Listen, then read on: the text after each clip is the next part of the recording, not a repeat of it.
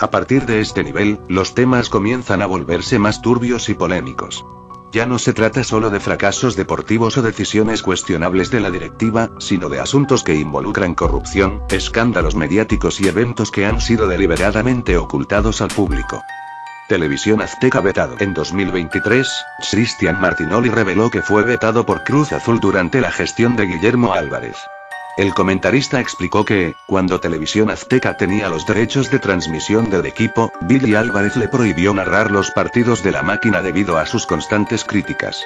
Según Martinoli, el expresidente del club presionó a José Ramón Fernández, quien dirigía el área de deportes de la televisora, exigiendo que las críticas cesaran o, de lo contrario, retirarían los derechos de transmisión.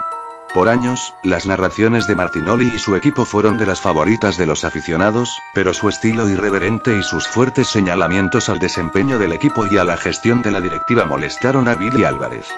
Cuando en 2016 terminó el contrato con Televisión Azteca, Cruz Azul firmó con Televisa bajo la condición de evitar críticas hacia la cúpula directiva. Desde entonces, la televisora de Chapultepec sigue transmitiendo los partidos de Cruz Azul como local. Sin embargo, tras el cambio de administración en el club, se permitió que Televisión Azteca transmitiera algunos partidos clave, como las finales, incluyendo la del Guardianes 2021, cuando Cruz Azul rompió su maldición de 23 años sin título de liga. En 2025, la relación entre Cruz Azul y Televisión Azteca se deterioró aún más. Todo se originó por una entrevista que la televisora le realizó a Giorgos Giacoumakis en el programa Los Protagonistas. Aparentemente, esto no fue bien recibido por el departamento de prensa del club, que en represalia canceló una entrevista previamente pactada con Lucas Romero.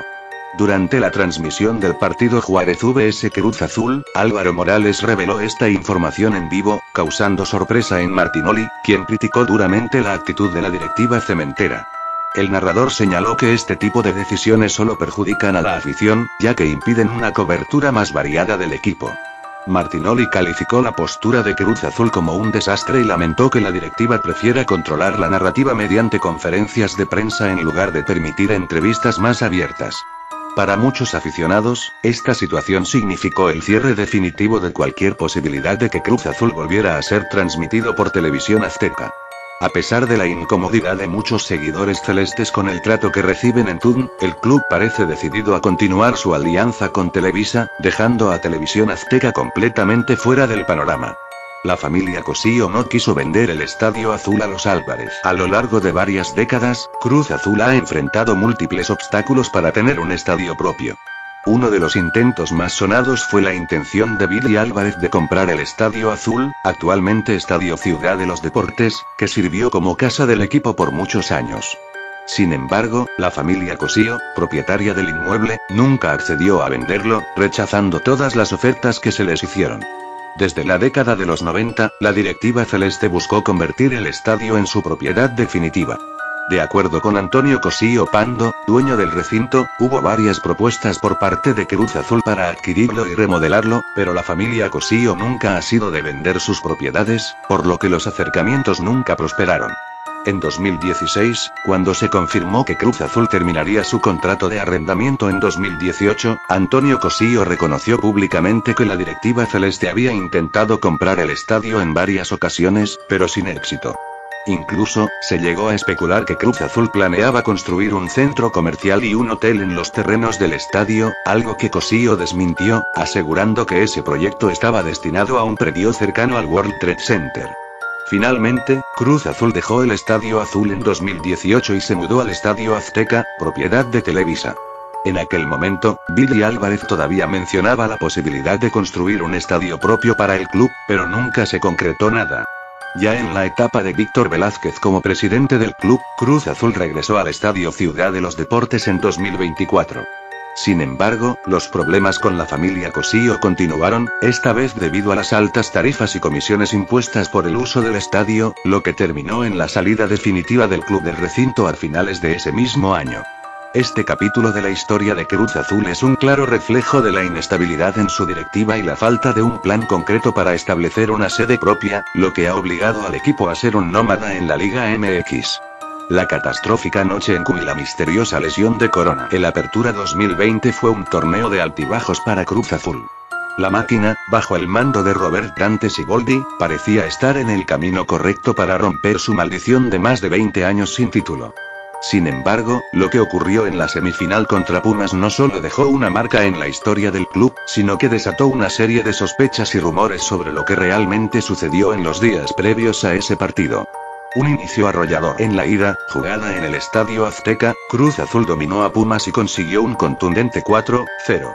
Apenas al minuto 2, Roberto Alvarado abrió el marcador. 8 minutos después, Rafael Vaca amplió la ventaja con un disparo desde fuera del área. Luis Romo marcó el 3-0 al minuto 13, y aunque un gol de Alvarado fue anulado por el VAR, Romo sentenció el partido con un cuarto tanto en el tiempo de compensación. Con una ventaja de 4 goles, parecía que la eliminatoria estaba liquidada. Para quedar eliminados, los cementeros debían perder por la misma diferencia o por 5 goles en caso de marcar. Algo que, en teoría, era prácticamente imposible. La increíble remontada. El partido de vuelta, disputado en el Estadio Olímpico Universitario, se convirtió en un infierno para Cruz Azul. Desde el inicio, Pumas mostró una actitud agresiva y apenas al minuto 4, Juan Ignacio Dineno marcó el primer gol. A los 37, el mismo Dineno hizo el segundo, y 4 minutos después, Carlos González anotó el 3-0 con un disparo cruzado. En los minutos finales, la máquina se echó atrás, completamente superada por el ímpetu universitario. A falta de 2 minutos para el final, Juan Pablo Vigón anotó el gol que selló el 4-0 y eliminó a Cruz Azul por la posición en la tabla. La hazaña estaba consumada y los cementeros firmaban una de las derrotas más humillantes de su historia. Arreglo de partido. Las sospechas y el COVID de Corona. El ambiente alrededor de Cruz Azul en esas semanas era extraño. Todo parecía ir demasiado bien en el equipo, lo que generó sospechas entre algunos aficionados. La reaparición mediática de Billy Álvarez, quien se encontraba prófugo de la justicia tras la orden de aprehensión en su contra, avivó los rumores de que algo raro podía estar ocurriendo dentro del club. Uno de los episodios más misteriosos fue la sorpresiva ausencia de José de Jesús Corona para el partido de vuelta. Días antes del encuentro, se anunció que el arquero había dado positivo por COVID-19, lo que dejó su lugar a Sebastián Jurado.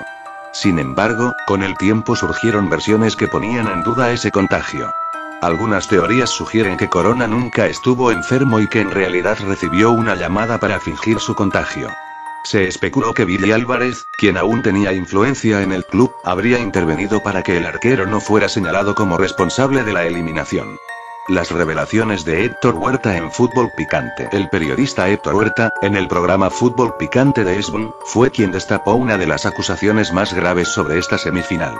Según Huerta, jugadores clave de Cruz Azul, en su mayoría aquellos que habían sido cercanos a Billy Álvarez, habrían recibido llamadas para entregar el partido ante Pumas. Huerta aseguró que estaba en proceso de reunir pruebas para demostrar que ciertos futbolistas fueron contactados con el propósito de dejarse perder en la vuelta. La noticia sacudió al entorno del club y reforzó la teoría de que esta eliminación no fue del todo natural. Además, se dijo que este episodio pudo haber sido la última jugada de Billy Álvarez antes de perder el control total del club, dejando mal parada a la nueva administración. El desenlace. Siboldi renuncia y Cruz Azul entra en crisis. Después del ridículo en Q, la directiva de Cruz Azul evitó hacer comentarios sobre los rumores de amaño, pero el impacto fue inmediato. Robert Dante Siboldi renunció pocos días después, argumentando que no podía continuar en un club donde no confiaban en su trabajo. Cruz Azul cerró el 2020 en medio del caos, con una de las derrotas más vergonzosas de su historia y rodeado de sospechas de corrupción.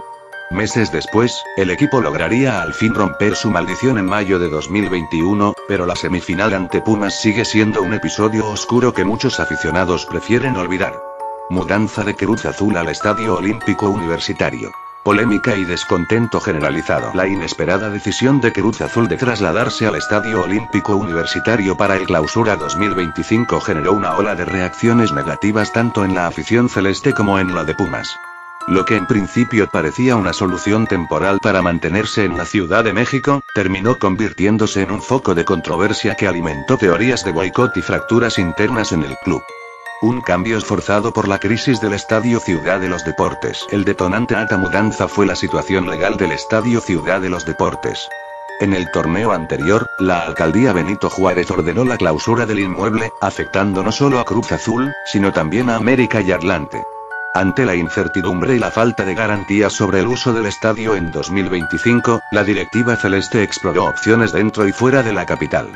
El Estadio Azteca estaba descartado por las remodelaciones rumbo al Mundial de 2026, y aunque se manejaron alternativas como el Estadio Cuauhtémoc en Puebla o el Corregidora en Querétaro, finalmente se optó por Q, lo que desató la inconformidad en ambos frentes. Rechazo por parte de ambas aficiones. Desde el anuncio oficial, la reacción de los aficionados no se hizo esperar.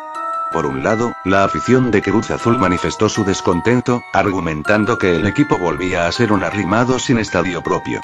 También criticaron la visibilidad en Q, asegurando que no se compara con la que tenían en el Estadio Ciudad de los Deportes.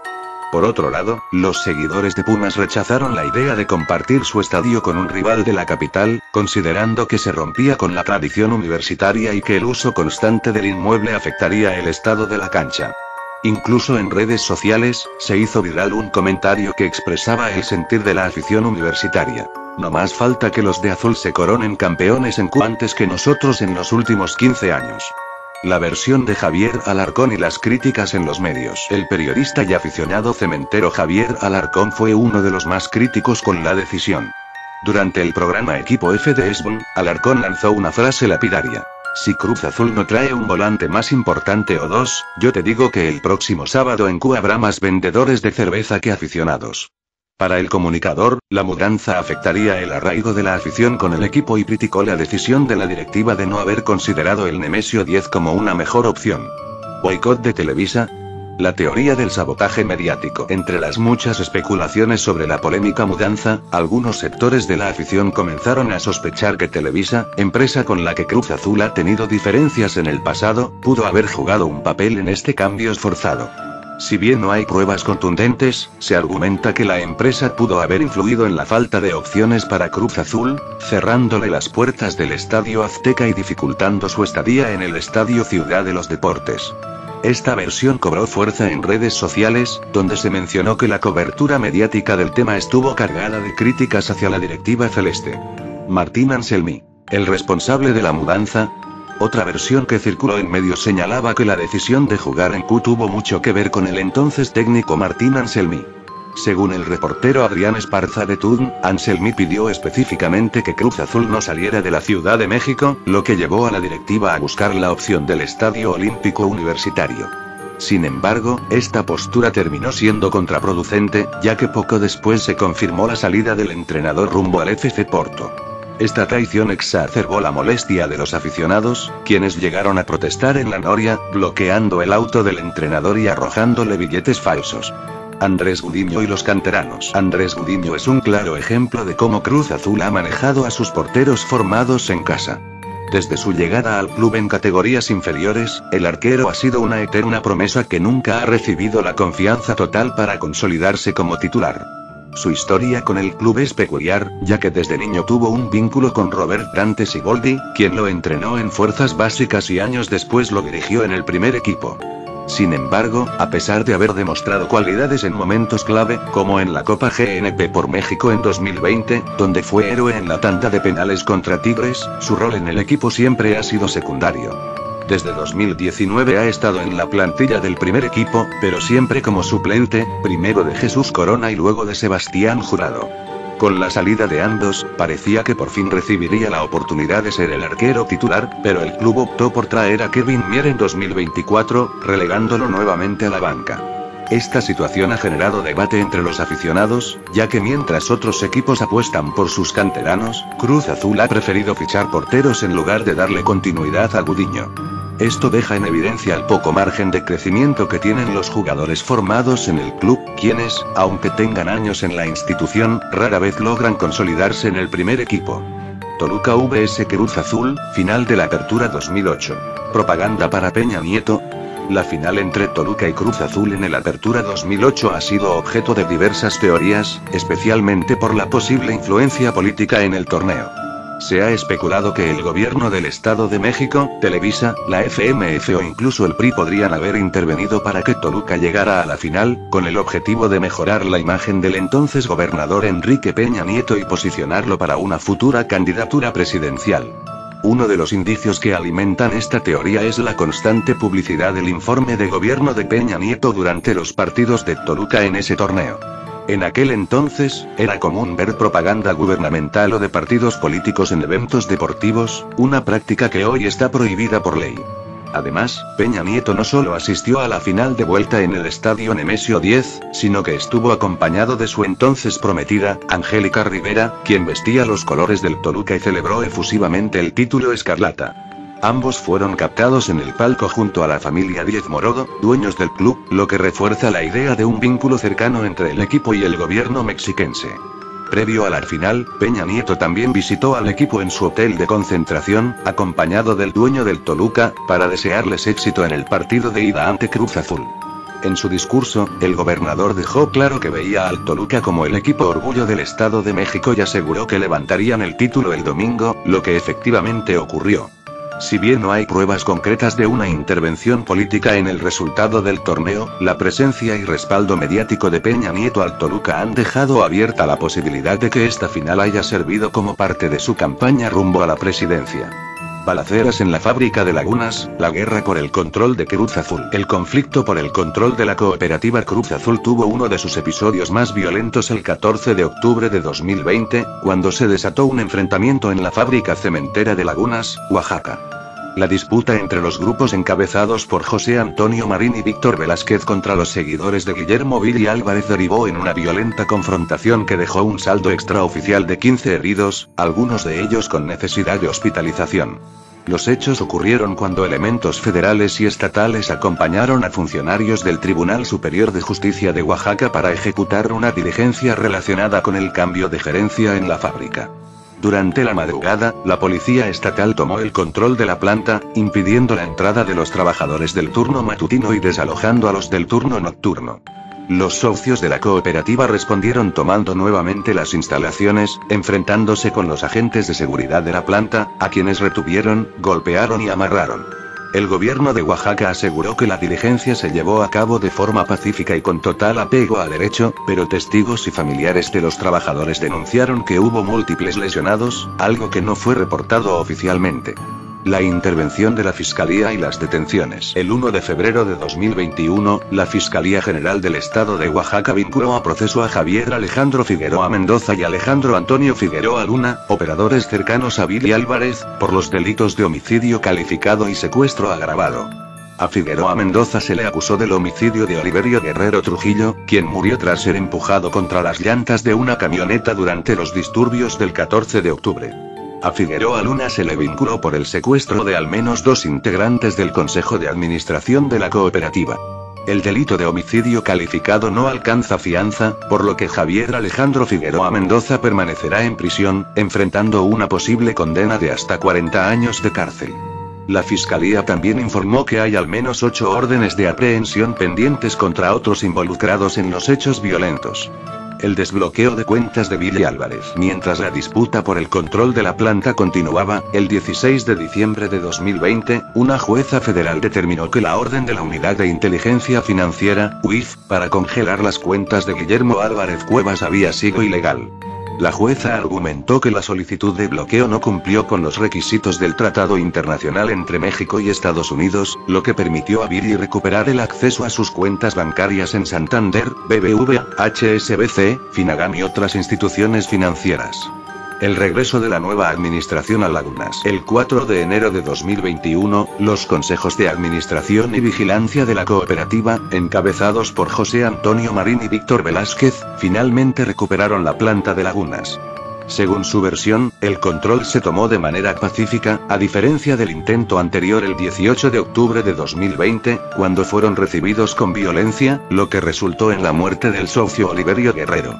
Durante la marcha pacífica que realizaron por el pueblo de Lagunas, los nuevos directivos entraron a la fábrica y nombraron al socio Mario Morán, con 39 años de servicio, como nuevo gerente general de la planta, reemplazando a Pablo Reséndiz, quien había sido destituido desde agosto de 2019, pero que se mantenía en el cargo por la fuerza. Reséndiz y otros socios cercanos a Billy Álvarez, como Federico Saravia Pozo, enfrentan órdenes de aprehensión por el robo de más de 10.000 toneladas de cemento, en lo que es uno de los casos más escandalosos en la historia de la cooperativa Cruz Azul. Salida por la puerta de atrás de Juan Reynoso, de héroe a destituido. El 19 de mayo de 2022, Cruz Azul sorprendió a propios y extraños al anunciar la destitución de Juan Reynoso, el técnico que los llevó a romper una sequía de 23 años sin título y les entregó la tan anhelada 9ª estrella. El club no explicó las razones de su salida, limitándose a indicar que se daba por terminado el ciclo deportivo del peruano. Sin embargo, el deterioro del juego del equipo en los torneos posteriores a su campeonato, sumado a los recurrentes conflictos internos dentro de la institución, fueron factores determinantes en esta polémica decisión. A pesar de haber terminado el Guardian Ones 2021 como líder general, Reynoso no logró mantener el nivel del equipo, quedando fuera en instancias tempranas en los siguientes torneos y en la Liga de Campeones de CONCACAF. La directiva encabezada por Jaime Ordiales optó por cortar el proceso, dejando en incertidumbre el futuro del banquillo celeste.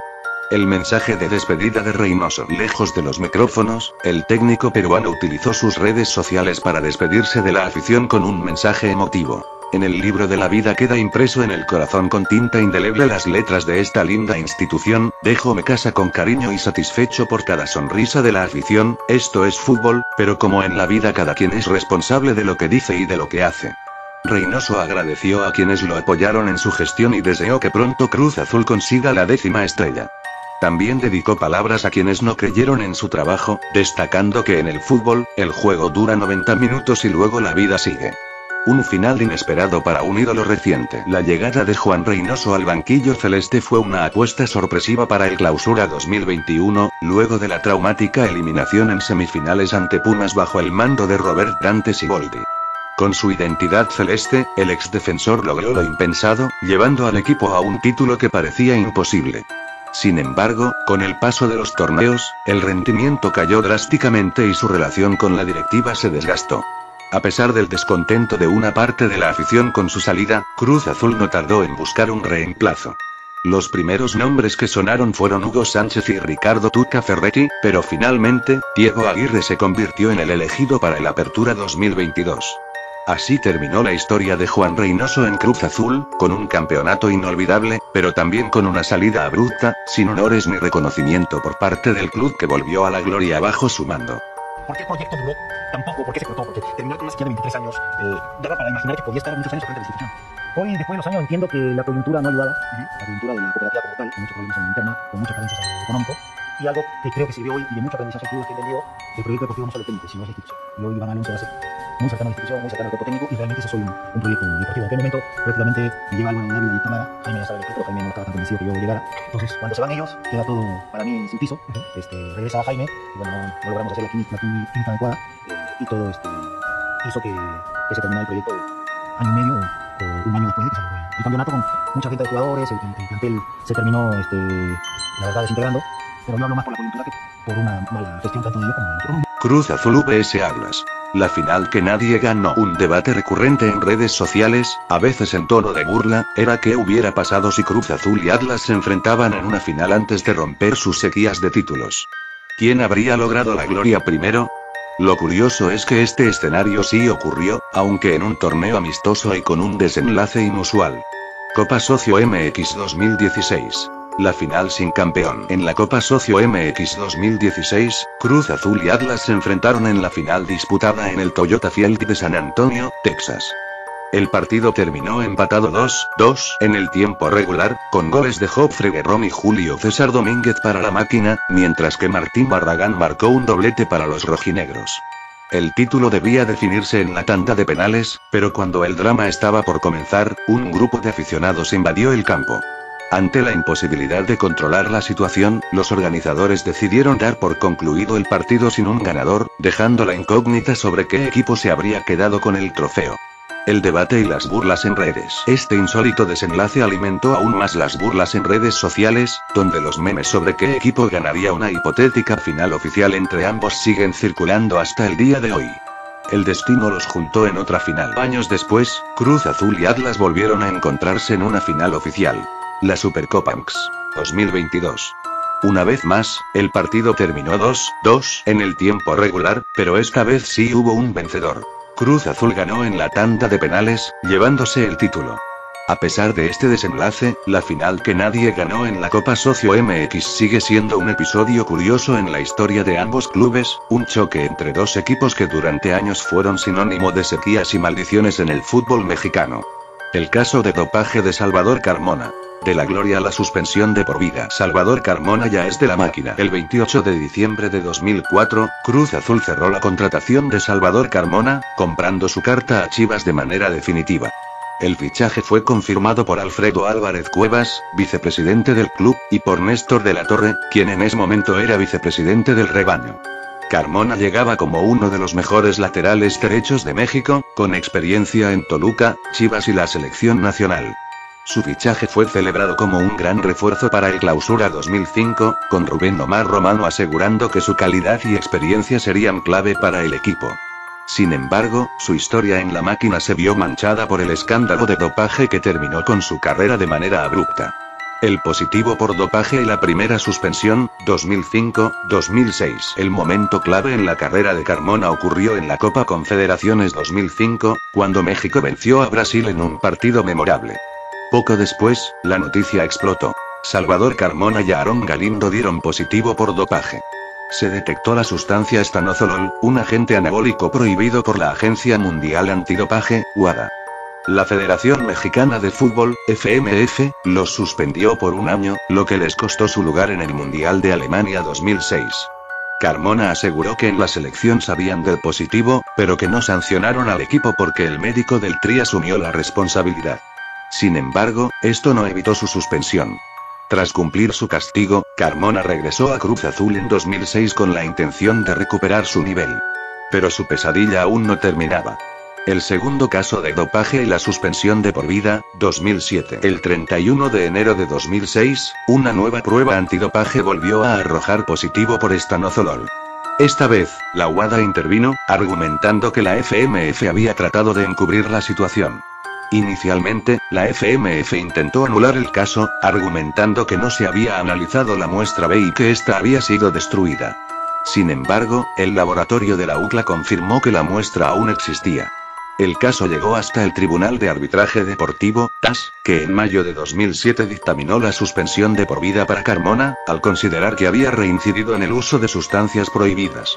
Carmona se convirtió en el primer futbolista mexicano en recibir una sanción de este tipo. Además, su suspensión provocó que Cruz Azul fuera descalificado de las semifinales de la Liga MX, generando un escándalo dentro del club. Tras esto, el jugador demandó a la FMF por $5 millones, acusando que fue víctima de una conspiración para proteger a la selección mexicana y la Liga MX. Sin embargo, su demanda fue rechazada. Las dudas y el trasfondo del caso. Exjugadores como José Luis Montes de Oca aseguraron que el caso Carmona estaba lleno de irregularidades.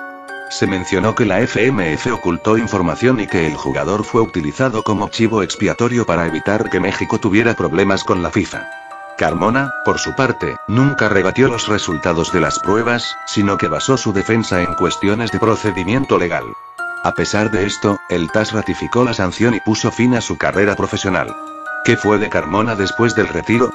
Tras su salida forzada del fútbol profesional, Carmona intentó mantenerse en la escena, participando en partidos de leyendas con Chivas, ligas amateur, aunque sin mucha actividad, programas de televisión como panelista, aunque sin una presencia constante. Actualmente, se mantiene alejado de los reflectores y rara vez habla sobre su caso. Su historia es un ejemplo de cómo una carrera brillante puede desmoronarse de la noche a la mañana por el uso de sustancias prohibidas. Pero no fui, fue Tete. Chava Carmona, yo te presto mi chis. A ver si ahora pasas el antidoping. El chofer del Cata Domínguez acusado de secuestro. El dorsal 04 de Cruz Azul ha sido identificado durante años con Julio César Cata Domínguez, uno de los jugadores más longevos en la historia del club. Sin embargo, en 2019 su nombre se vio involucrado en un caso criminal cuando se informó que su chofer personal había sido detenido por secuestro y delincuencia organizada. José Benjamín N., alias El Mincho, fue aprehendido en la Ciudad de México por agentes de la Fiscalía de Justicia de Chiapas en coordinación con su homóloga de la capital del país. De acuerdo con las investigaciones, el chofer del futbolista estaba relacionado con el secuestro de un menor ocurrido en Pijijiapan, Chiapas, en 2005, por cuya liberación se exigió 1 millón de pesos. Además, su nombre figuraba en la lista de los 20 objetivos prioritarios de alto impacto de la Fiscalía, lo que facilitó su rastreo y posterior captura en la alcaldía Tlalpan. Cuando la noticia se hizo pública, el Cata Domínguez respondió en redes sociales, criticando la falta de rigor de algunos periodistas y defendiendo la presunción de inocencia de su chofer. Afirmó que colaboraría para esclarecer la verdad, aunque evitó profundizar en el tema.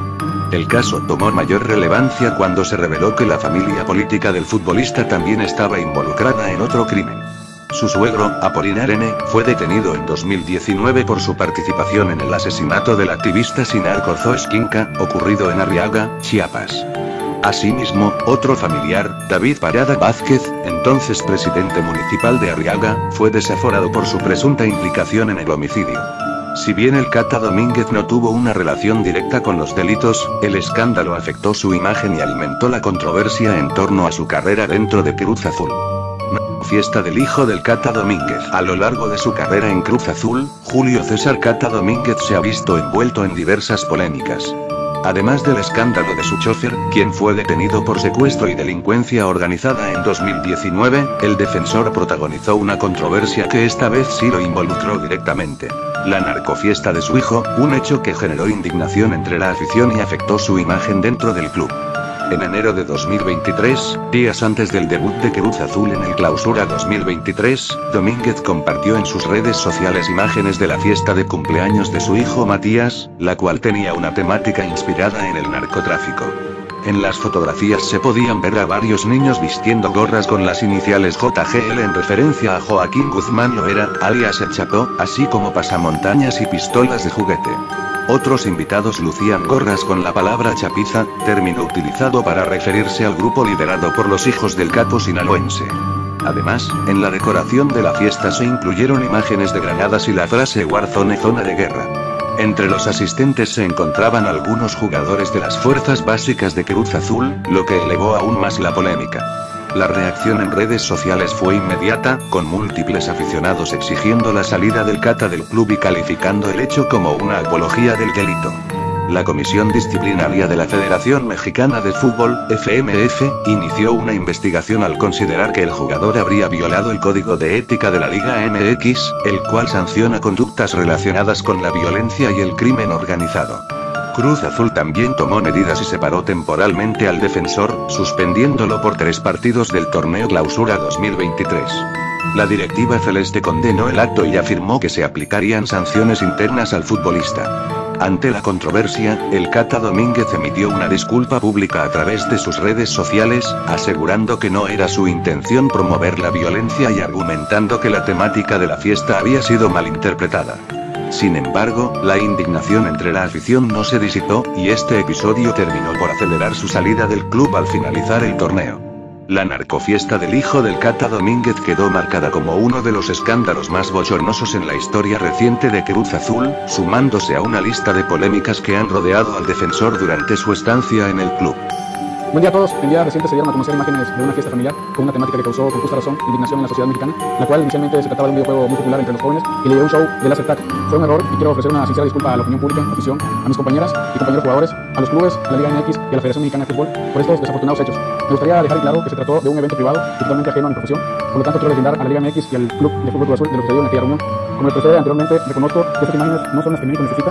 Me he comprometido y me comprometo a convertirme en un referente que promueva los valores de la Liga MX y de mi club. Y a mantener un comportamiento Faitelson vs. Iván Alonso. La rivalidad mediática. Desde que Iván Alonso asumió como director deportivo de Cruz Azul en diciembre de 2023, se convirtió en un blanco constante de las críticas de David Faitelson. Lo que parecía una relación profesional entre un periodista y un directivo, pronto se transformó en una rivalidad pública llena de ataques, acusaciones y respuestas incendiarias en redes sociales. Los ataques desde ESPN y el fichaje del Toro Fernández. Cuando Faitelson aún trabajaba en ESPN, no desaprovechaba ninguna oportunidad para lanzarle críticas a Alonso. Sin embargo, el punto de quiebre se dio el 30 de diciembre de 2023, cuando el periodista acusó al director deportivo de estar involucrado en supuestas irregularidades con el fichaje de Gabriel Toro Fernández. Faitelson aseguró en su cuenta de X, antes Twitter, que Alonso tenía vínculos sospechosos con el agente del jugador, Gerardo Rabadja, quien también había estado involucrado en su polémica salida de Pachuca. Publicó lo siguiente: cosas que no se dicen, y a Iván Alonso lo echaron de Pachuca por una negociación que implicó a un futbolista uruguayo llamado Jesús Trindade. ¿Quién era el representante de Trindade? Gerardo Rabadja. ¿Y quién es el representante del Toro Fernández? Sí, el mismísimo Gerardo Rabadja, y hay que seguir investigando. Y después, subió una imagen del Toro Fernández con otro personaje clave. Se los presento: Edgardo El Chino La Salvia, ex barra brava del Peñarol y empleado de Gerardo Rabadja en la empresa PIP Sport Management SAM. Desde aquí, se triangulan comisiones con Iván Alonso. Estas acusaciones generaron un enorme revuelo mediático. Sin embargo, la afición de Cruz Azul, en su mayoría, apoyó el fichaje del delantero y desestimó los señalamientos de Faitelson. Las polémicas de Iván Alonso en Cruz Azul. El ciclo de Alonso en Cruz Azul apenas comenzaba y ya estaba lleno de controversias. A finales de 2023 e inicios de 2024, se dieron varias situaciones que lo pusieron en el ojo del huracán. Jesús Dueñas denunció malos tratos. El futbolista reveló en redes sociales que llevaba casi un mes separado del primer equipo sin explicación y que la directiva solo le ofrecía la mitad del sueldo restante de su contrato. Salida de Juan Escobar. Antes del inicio del Clausura 2024, Escobar, entonces capitán del equipo, tuvo una discusión con el entrenador Martín Anselmi. Alonso y la directiva apoyaron al DT y el paraguayo tuvo que negociar su salida. Conato de bronca con Miguel Herrera. Tras un partido entre Cruz Azul y Xolos, Alonso encaró a Herrera por unas declaraciones del Piojo en un podcast. El altercado se salió de control cuando Matías Cardacio, exfutbolista uruguayo, insultó a Herrera con la frase: enano de Miri, cerrá el ori. Faitelson vs. Alonso en 2025. La guerra sigue. Con el tiempo, el conflicto no solo no se enfrió, sino que se intensificó. Ya como periodista de Televisa Deportes y TUDN, Faitelson aprovechó la salida de Martín Anselmi al Porto en 2025 para lanzar un nuevo ataque. No le parecerá extraño y hasta incongruente al ingeniero Velázquez que, justo cuando estás en medio de un escándalo con exdirectivos del club, el periodista insinuó que Alonso negoció la salida de Anselmi sin el consentimiento de toda la directiva, algo que fue desmentido por el club. Sin embargo, las declaraciones del propio Anselmi sobre un acuerdo de palabra con el Porto alimentaron la polémica. Esto desató una nueva ola de críticas de la afición cementera hacia Faitelson, a quien acusaron de intentar desestabilizar al equipo. Algunos incluso pidieron que fuera demandado por difamación. La afición de Cruz Azul contra Faitelson. Los seguidores de la máquina han sido un factor clave en este enfrentamiento. A lo largo del tiempo, han respondido con insultos y burlas a cada publicación de Faitelson en redes sociales. Te urge que tus amigos Eder y Palafox corran a Alonso y se vuelvan a quedar al frente de los fichajes, le escribió un usuario en X. Algunas publicaciones estuvieron acompañadas de imágenes con insultos dirigidos al periodista, acusándolo de ser un vendido y de favorecer a personajes ligados a la vieja administración de Cruz Azul, como Billy Álvarez y Jaime Ordiales. A día de hoy, la guerra mediática entre David Faitelson e Iván Alonso sigue viva. No parece haber una tregua en el horizonte, y cada nuevo movimiento de la directiva celeste es una excusa perfecta para que el periodista vuelva a la carga. ¿Terminará algún día esta rivalidad, o será un capítulo más en la larga historia de polémicas en Cruz Azul? Chaco Jiménez agredió a un aficionado. El día que el Chaco Jiménez golpeó a un aficionado de Cruz Azul, corría el minuto 89 del partido de vuelta de las semifinales del Clausura 2011 entre Monarcas Morelia y Cruz Azul en el Estadio Morelos. La máquina estaba siendo eliminada con un marcador de 3-0, y la frustración era evidente en los jugadores. Fue entonces cuando un aficionado ingresó a la cancha y corrió directamente hacia Gerardo Torrado. Cristian Chaco Jiménez, cegado por la derrota y creyendo que el invasor iba a agredir al capitán celeste, reaccionó violentamente y le lanzó una patada voladora. El aficionado respondió al ataque, y en cuestión de segundos, la situación se descontroló. Chaco intentó seguir golpeándolo, pero compañeros y rivales intervinieron para separarlos. Jugadores de Monarcas escoltaron al invasor hacia la salida, pero Jiménez no se contuvo y volvió a agredirlo. La tensión en la cancha se elevó y se desató una bronca masiva entre los futbolistas de ambos equipos. Jesús Corona también se vio envuelto en la pelea, protagonizando uno de los momentos más recordados de esa noche al darle un cabezazo al preparador físico de Morelia, lo que también le costó una dura sanción. El chico entra Sí, se brincó. y van a encarar a Gerardo Torrado. Y Gerardo Torrado era como nuestro abuelito ahí en ese equipo y era como que lo defendíamos tanto. Y yo pensé que fue a cargarlo, ¿viste? Y ustedes no acaban de hacer el 3-0. Sí. Y digo, bueno, alguien tiene que ligar los platos rotos. Yo frustrado y todo, Claro, estuvo mal, ¿eh? claro. Frustrado todo. Y de repente se me puso de pechito este chico y le tiré una patada voladora. Yo ya estaba cegado, le tiro una patada voladora, cae y ya se arma todo el tumulto, se me planta y me tira una piña. Y después, bueno, nada, le pego yo también y bueno, se arma todo el quilombo aquel. Sí.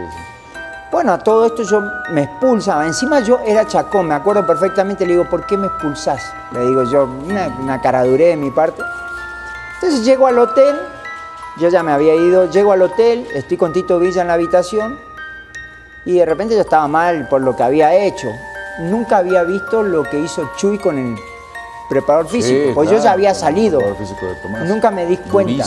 Durísimo. Entonces justo estábamos viendo las imágenes en la televisión y veo lo de Chuy con el preparador físico y ahí me salvó Chuy, digamos. Se comió el garrón Chuy porque claro. Encima él estaba en selección y después nos lo llaman a la selección. Pero sí fue bravísimo esa de Morelia. Han pasado más de 13 años desde aquella noche en el Estadio Morelos, pero el episodio sigue siendo uno de los momentos más polémicos en la carrera del Chaco Jiménez, y una de las tantas historias oscuras en la historia reciente de Cruz Azul. Cruz Azul y Under Armour terminaron su relación por culpa de Donald Trump. 20 de mayo de 2014, Cruz Azul firma contrato con Under Armour. La directiva de la máquina firmó un contrato de 5 años con la marca estadounidense Under Armour, que se convirtió en su proveedor oficial de uniformes a partir de la apertura 2014. Para la confección del uniforme en esta nueva etapa con Under Armour, se ha tomado en cuenta la opinión del cuerpo técnico y plantel, declaró en su momento Guillermo Álvarez, entonces presidente del club. Por su parte, Agustín Manzo, director deportivo en ese entonces, expresó su deseo de que el equipo lograra romper la sequía de títulos con esta nueva indumentaria. Los jugadores han buscado la comodidad en la ropa, y ojalá que Cruz Azul logre ser campeón con Under Armour. El acuerdo posicionó a Cruz Azul como uno de los clubes más importantes en la cartera de Under Armour en México, junto a los Diablos Rojos del Toluca. 17 de febrero de 2017, Cruz Azul no renovaría contrato con Under Armour por su apoyo a Donald Trump. A principios de 2017, Cruz Azul comenzó a considerar la posibilidad de romper su relación con Under Armour debido a las declaraciones de su CEO, Kevin Plank, quien expresó públicamente su apoyo a Donald Trump y sus políticas. Plank se refirió a Trump como un activo para el país, lo que generó reacciones negativas en distintas esferas, incluyendo la cooperativa cementera Cruz Azul, cuya estructura está basada en principios completamente mexicanos. Aunque el contrato con Under Armour aún tenía 2 años de vigencia, la directiva celeste buscó la manera de finalizar el acuerdo antes de tiempo, pues no querían mantener relación con una empresa que respaldara a un presidente que en repetidas ocasiones había atacado y descalificado a los mexicanos. El rumor sobre la ruptura creció en medios deportivos, aunque en ese momento no hubo un anuncio oficial inmediato. 17 de agosto de 2017, Under Armour se deslinda de Trump tras perder varios contratos. El boicot contra Under Armour no se limitó a Cruz Azul. Tras la postura de su CEO, varias figuras públicas, como el basquetbolista Stephen Curry y el actor Dwayne The Rock Johnson, criticaron a la marca e incluso consideraron romper sus contratos con ella. Las críticas aumentaron cuando Trump tuvo una tibia respuesta ante los incidentes racistas en Charlottesville, lo que llevó a Under Armour a dar marcha atrás. Kevin Plank anunció su salida del Consejo de Fabricantes estadounidenses, grupo asesor de Trump, asegurando que la empresa no quería verse involucrada en política y que su compromiso era con el deporte y la innovación. Nos unimos al consejo porque creíamos que sería importante para la empresa tener un lugar en esa mesa para representar nuestra industria. Sin embargo, Under Armour se dedica a la innovación y al deporte, no a la política, declaró Plank. A pesar de este intento por desmarcarse del escándalo, la relación con Cruz Azul ya estaba fracturada, y la directiva celeste mantuvo su postura de no renovar el contrato con la marca. Si llegaste hasta aquí, ya sabes que lo que ocurre en Cruz Azul va mucho más allá del fútbol. La historia del club está llena de decisiones polémicas, escándalos y secretos que muchos prefieren olvidar. Pero esto aún no ha terminado. En los siguientes niveles nos adentraremos en lo más profundo de la historia cementera, revelando los temas más oscuros y perturbadores. Si crees que lo peor ya pasó, estás muy equivocado. Nos vemos en el nivel 5, si es que te atreves a seguir. Pitando, pitando, ya llegó. Pitando, pitando, metiendo gol. Pitando, pitando, el campeón. Pitando, pitando, Cruz Azul.